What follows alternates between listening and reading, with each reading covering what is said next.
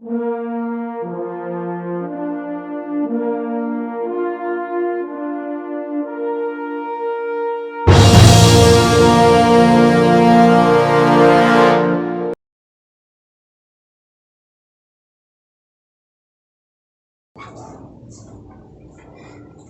આપણે ધોરણનો પ્રકરણ 11 સંખ્યા પદ્ધતિ વિશે સમજીએ. તો સૌથી પહેલા આપણે સંખ્યા ગણો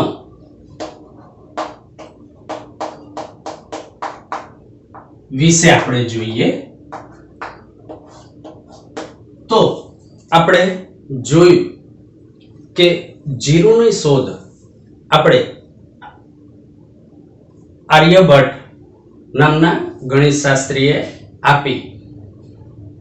તો તે પછી જુદા જુદા સંખ્યાઓની શોધ થતી ગઈ અને એ મુજબ પછી એનું વર્ગીકરણ આપવામાં આવ્યું કે કઈ સંખ્યા, અને ત્યાર પછી સેટ થિયરી એટલે કે ગણ પરિચયની શોધ થઈ. તો એ સંખ્યાઓને વ્યવસ્થિત ગોઠવણી કરી.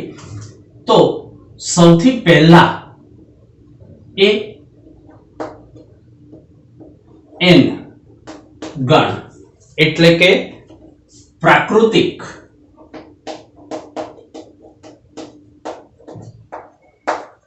સંખ્યા ગણ એટલે કે સેટ ઓફ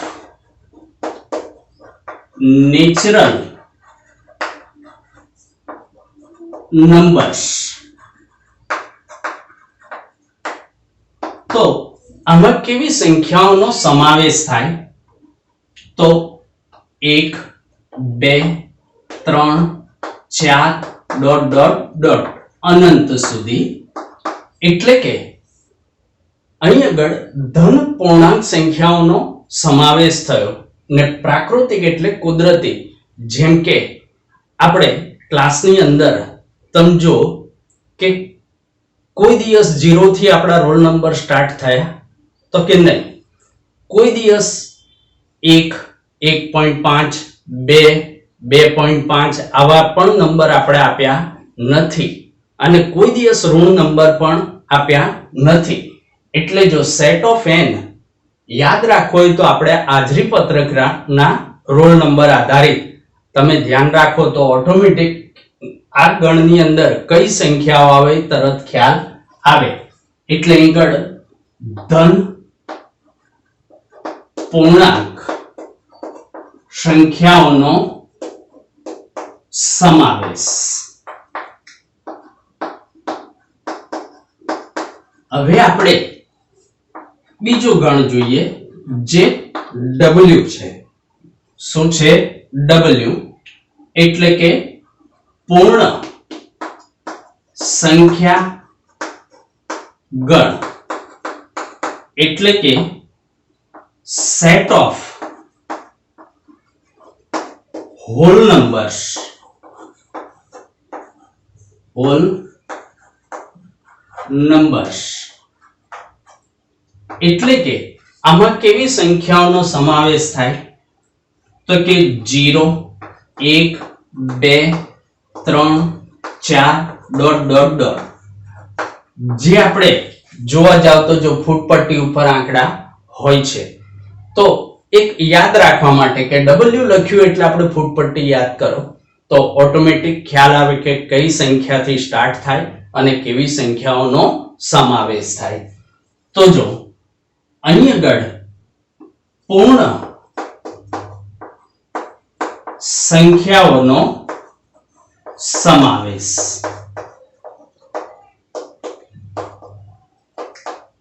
ત્યાર પછી આપણે Z ગણ લઈએ એટલે કે પૂર્ણાંક સંખ્યા ગણ. તો જો પૂર્ણાંક સંખ્યા ગણ એટલે એને સેટ ઓફ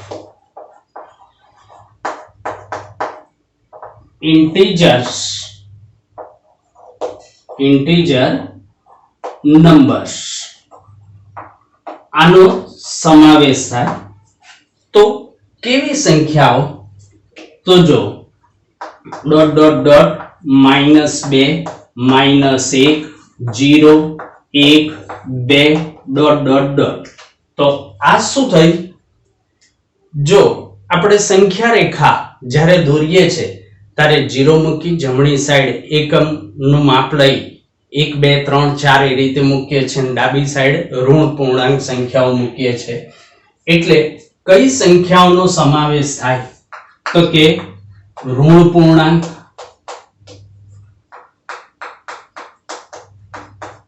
શૂન્ય અને ધન પૂર્ણાંક સંખ્યાઓનો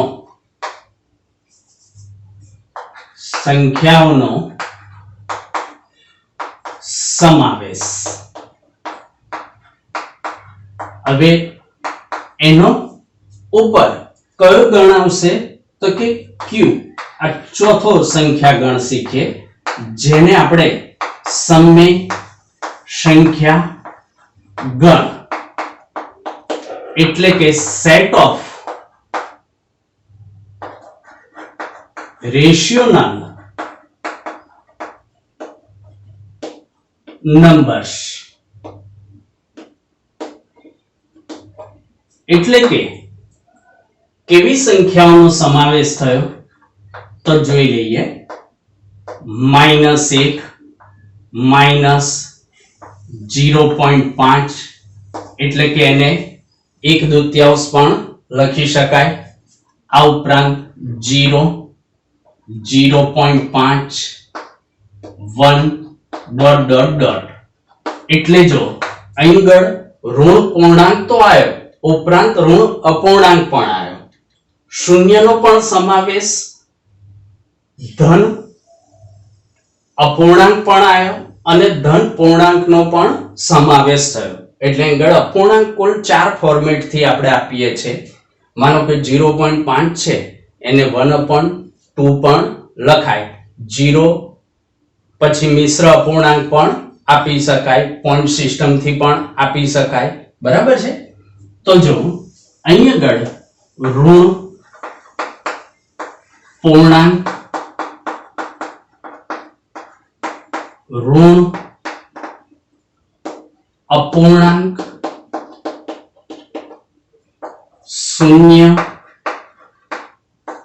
ધન પૂર્ણાંક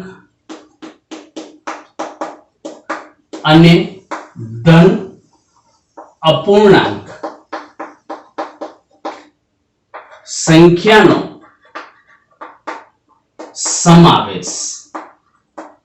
સમાવેશ થાય, જેને આપણે સમય સંખ્યા પણ કહે છે. અને R એટલે કે વાસ્તવિક સંખ્યા ગણ. એટલે કે સેટ ઓફ રિયલ નંબર્સ.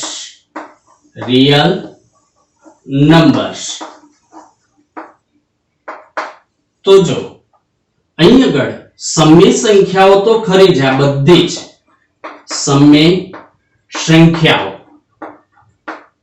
તથા અસમય સંખ્યા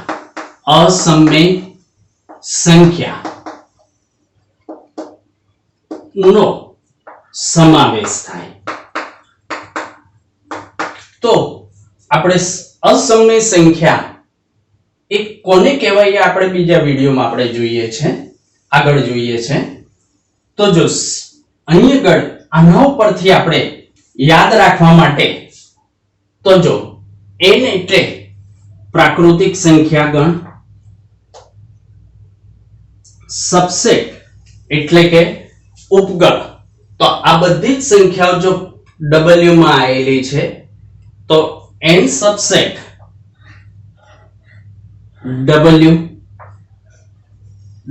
w સબસેટ.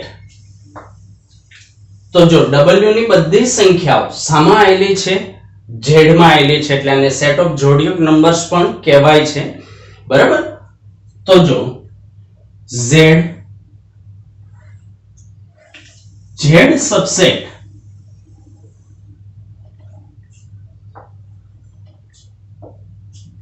તો ક્યુ અને ક્યુ સબસેટ આર.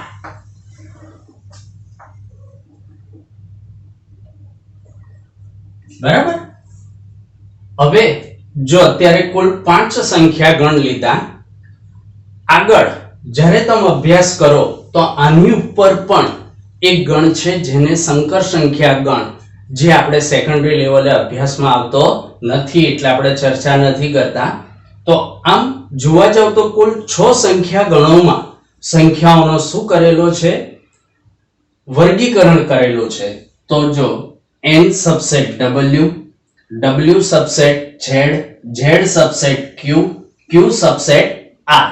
એટલે જો n એટલે પ્રાકૃતિક સંખ્યા ગણ એટલે કે રોલ નંબર યાદ કરી નાખો, w માટે તો ફૂટપટ્ટી યાદ કરી નાખો, z માટે તો આપણે સંખ્યા રેખા યાદ કરો અને સંખ્યા રેખામાં અપૂર્ણાંક ઉમેરો એટલે q થઈ ગયો અને q માં અસમય સંખ્યાઓ ઉમેરો તો એ શું થઈ ગઈ? તો સેટ ઓફ r થઈ ગયો. બરાબર. આગળ જોઈએ છે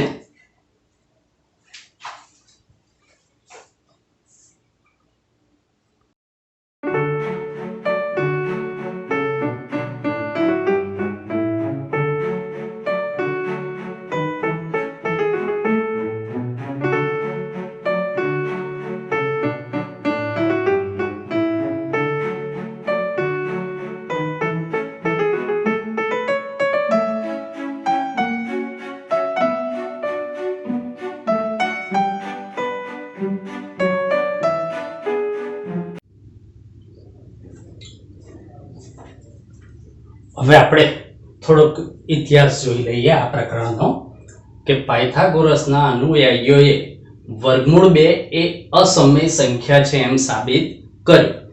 તો આ વર્ગમૂળ 2 અસમય સંખ્યા છે આપણે ધોરણ 10 ના પ્રકરણ 1 માં એની સાબિતી આપણે શીખીશું યુક્લિડની. બરાબર.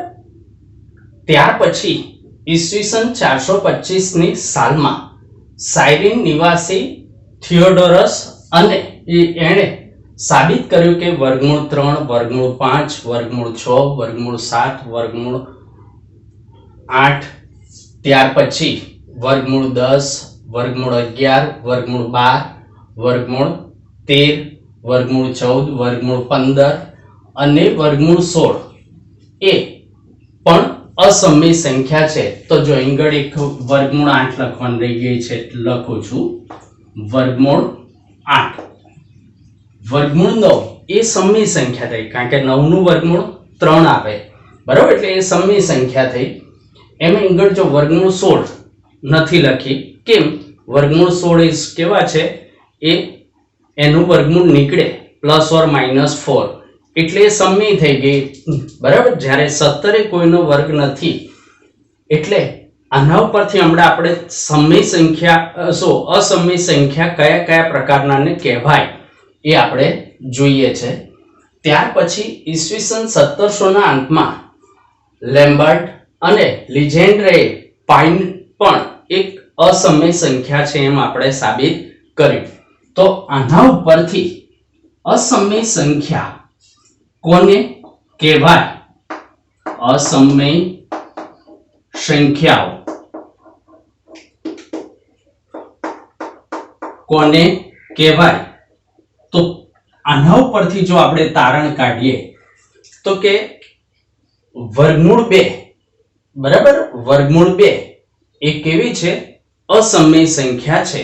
એટલે આના ઉપરથી આપણે એમ કહીએ કે કોઈનું ઘાતમૂળ પૂર્ણાંક સંખ્યા ન હોય.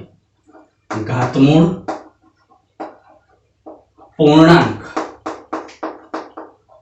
સંખ્યા ન હોય તો તેવી સંખ્યાઓ કેવી છે? અસમય સંખ્યાઓ છે. બરાબર. ત્યાર પછી અનંત અનાવૃત દશાંશ અભિવ્યક્તિ ધરાવતી હોય. અનંત અનાવૃત દશાંશ અભિવ્યક્તિ ધરાવતી સંખ્યાઓ એટલે કે નોન ટર્મિનલ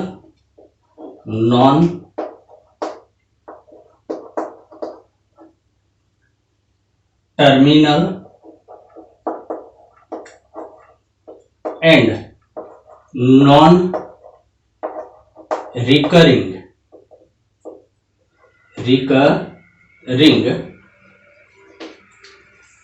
decimal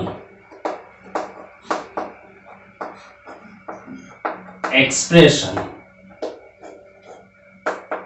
ધરાવતી હોય એટલે કે જો પાઈ એ અસમય સંખ્યા છે તો જો 22/7 પાઈની કિંમત આપણને ખ્યાલ છે તો આને તમે ભાગાકાર કરો તો જો 7 તરી 21 એક વધ્યો 0 લીધો એટલે 7 એકા 7 10 માંથી 7 જાય તો 3 30 થાય 7 ચોક 28 બરાબર 2 વધ્યા 20 થાય 7 દુ 14 6 વધ્યા 7 ઈઠા 56 આ રીતે આખી જિંદગી તમે ભાગાકાર કર્યા કરશો તો એક ડિજિટ પછી બીજી ડિજિટ આવશે તો આવી જે અનંત અનાવૃત દશાંશ અભિવ્યક્તિ ધરાવતી કોઈ પણ સંખ્યા હોય આ ફોર્મેટમાં તો એ કેવી છે અસમય સંખ્યાઓ છે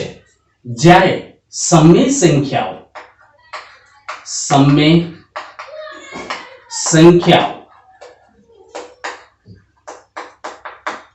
કઈ કહેવાય તો ગણ ક્યુ માં આપણે જે સમાવેશ કરીએ છીએ તો એ તો આપણે કેવી છે સમય સંખ્યાઓ છે તો જો શાંત દશાંશ અભિવ્યક્તિ હોય શાંત દશાંશ અભિવ્યક્તિ હોય એટલે કે terminating decimal expression terminating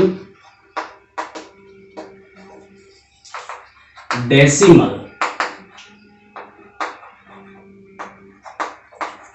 expression ધરાવતી હોય એટલે કે જેમ કે આપણે 10/5 કરીએ તો એ શું છે સમય સંખ્યા છે પરંતુ માનો કે સમજી લો કે 10/4 આપણે 4 કરીએ છીએ શું કરીએ છીએ 10/4 તો જો 2.5 આવે તો એ પણ કેવી છે શાંત દશાંશ અભિવ્યક્તિ હોવાથી એ સમય સંખ્યા છે ત્યાર પછી અનંત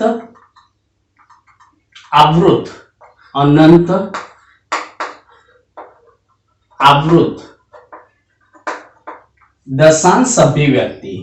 દશાંશ અભિવ્યક્તિ એટલે કે નોન ટર્મિનેટિંગ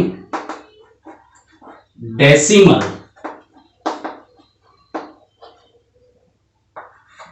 એક્સપ્રેશન એટલે કે માનો કે 10/3 કરીએ તો જો 3 તરી 9 એક વધ્યો 3 તરી 0 લીધો એટલે ભાગ ચલ્યો 3 તરી 9 એક 0 લીધો 3 તરી 9 એક વધ્યો 0 લીધો 3 તરી 9 એક વધ્યો 3 તરી 9 ડોટ ડોટ ડોટ એટલે કે 3.312 તો આ શું છે અનંત આવૃત દશાંશ અભિવ્યક્તિ છે આ ઉપરાંત માનો કે આવી પણ હોઈ શકે 2.34512 તો પણ આ કેવી છે સમય સંખ્યા છે શું છે સમય સંખ્યા છે તો આના ઉપરથી આપણે સમય અને અસમય સંખ્યાઓ કોને કહેવાય એ ખ્યાલ આવી ગયો હશે હવે આપણે ઘાત ઘાતાંકના નિયમો લઈએ ઘાત ઘાતાંકના નિયમો. હવે આમાં આધાર કોને કહેવાય ને ઘાતાંક કોને કહેવાય એ ખ્યાલ હશે અગાઉના ધોરણોને આધારિત. 8મા ધોરણમાં પણ આ પ્રકરણ છે, 7મામાં પણ આવે છે. તો જો અહીં આગળ પહેલો નિયમ લઈએ કે a ની 0 ઘાત, જો a એ આધાર કહેવાય અને અહીં આગળ જે છે એ ઘાતાંક કહેવાય, તો કોઈ પણ સંખ્યાની 0 ઘાત બરાબર 1. બીજો નિયમ a b ની m ઘાત, તો a ને પણ m ઘાત ગુણ્યા b ને પણ m ઘાત. એ જ રીતે ત્રીજો નિયમ a ભાગ્યા b ની m ઘાત, તો a ને પણ m ઘાત લાગે ભાગ્યા b ને પણ m ઘાત. ત્યાર પછી આપણે ચોથો નિયમ લઈએ કે a ની m ઘાત ગુણ્યા a ની n ઘાત, એટલે કે આધાર સરખા અને ઘાત જુદી જુદી પરંતુ ગુણાકારમાં હોય તો ઘાતનો શું થાય? સરવાળો થાય, એટલે a ની m plus n ઘાત. ત્યાર પછી a ની m ઘાત ભાગ્યા a ની n ઘાત, તો a ની m minus n ઘાત, જ્યાં m greater than n છે. એટલે કે આધાર સરખા હોય અને જો ભાગાકાર સ્વરૂપમાં હોય તો ઘાતની શું થાય? બાદબાકી થાય.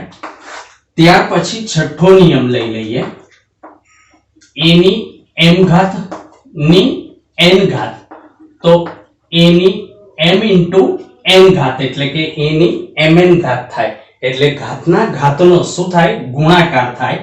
અને સાતમો નિયમ લઈ લઈએ, a ની minus m ઘાત, એટલે કે ઋણ ઘાત હોય તો એને 1 upon a ની m ઘાત થાય. શું થાય? 1 upon a ની m ઘાત. આમ ઘાત અને ઘાતાંકના નિયમો પણ આ પ્રકરણમાં જરૂર પડશે તો તૈયાર કરી નાખજો. હવે આપણે સંખ્યાને p ભાગ્યા q સ્વરૂપના માં ફેરવવા માટેના નિયમો જોઈએ છે.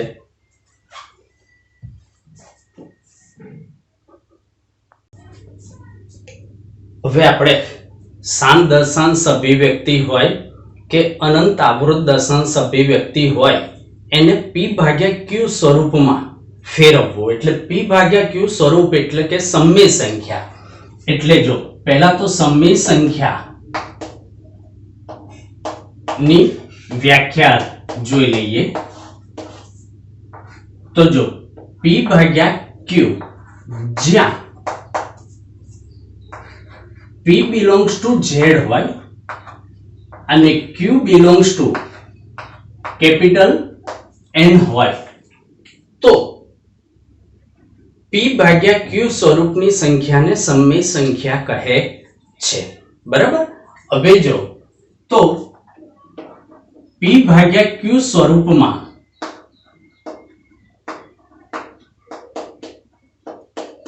ફેરવવા માટે તો આપણે જનરલ સ્વરૂપમાં એક ઉદાહરણ લઈ લઈએ કે માનો કે કોઈ એક સંખ્યા x is equal to 0.a12 છે. શું છે? a12 છે. તો જો માટે x બરાબર 0.a ડોટ ડોટ ડોટ આ રીતે થાય. હવે જો એક આંકડો રિપીટ છે એટલે બંને બાજુએ આપણે 10 વડે ગુણીએ છીએ, એટલે 10x બરાબર a into શું a point a dot dot dot, એટલે બંને બાજુએ 10 વડે ગુણતા. તો જો હવે આપણે x ને બાદ કરીએ છીએ એટલે 10x minus x, જો ડાબી બાજુએ બાદ કરી એમ અહીં આગળ બાદ કરું છું a point a dot dot dot minus આ વાત કરું છું 0.a ડોટ ડોટ ડોટ માટે 9x બરાબર તો શું થશે? આ પોઈન્ટ પછીની બધી સંખ્યાઓ જતી રહેશે, એ રહેશે. માટે x બરાબર a ભાગ્યા 9. એટલે કે જો આ સંખ્યાનું p ભાગ્યા q સ્વરૂપ શું થયું? a ભાગ્યા 9. એટલે આના ઉપરથી એક આપણે તારણ કાઢીએ કે જો પોઈન્ટ પછી આંકડો એક જ રિપીટ થતો હોય, આ પ્રમેય ત્યારે જ લગાડવાનો કે પોઈન્ટ પછી એક આંકડો રિપીટ થાય તો તેનું p ભાગ્યા q સ્વરૂપ a ભાગ્યા 9 છે. બરાબર? એટલે હવે યાદ રાખો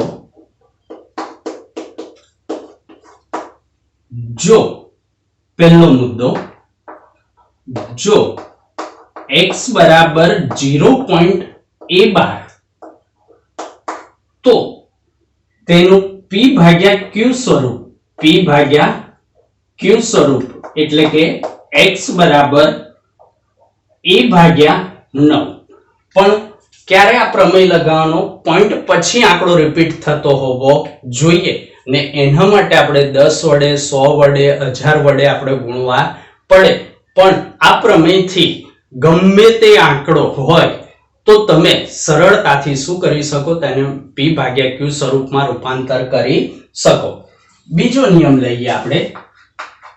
જો x બરાબર 0.ab12 હોય તો તેનું p ભાગ્યા q સ્વરૂપ એટલે કે ઇઝ ઇક્વલ ટુ x બરાબર, તો જો પોઈન્ટ પછી બે આંકડા રિપીટ થાય છે તો 2 9 એટલે કે ab ભાગ્યા 99 કરી નાખવાનું.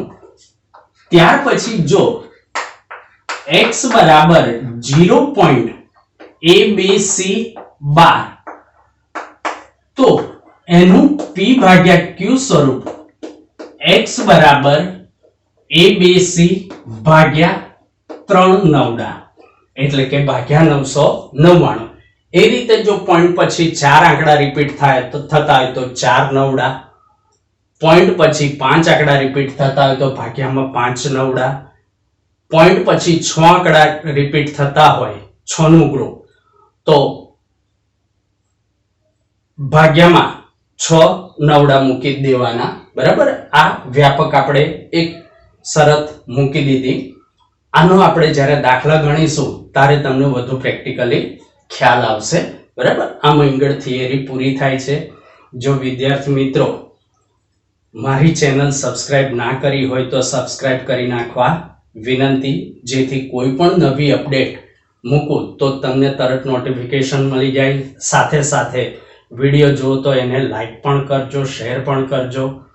અને આ ઉપરાંત આપણે 10મા ધોરણના પણ વિડીયો મૂકી દીધેલા છે. તો સરસ રીતે ઓનલાઈન કેવી રીતે YouTube ઉપર આપણે ભણી શકાય એની ટેવ પાડજો, જે આપણા માટે 24 કલાક શું છે? સગવડતા છે. બરાબર? આગળ હવે આપણે સ્વાધ્યાય જોઈએ છે.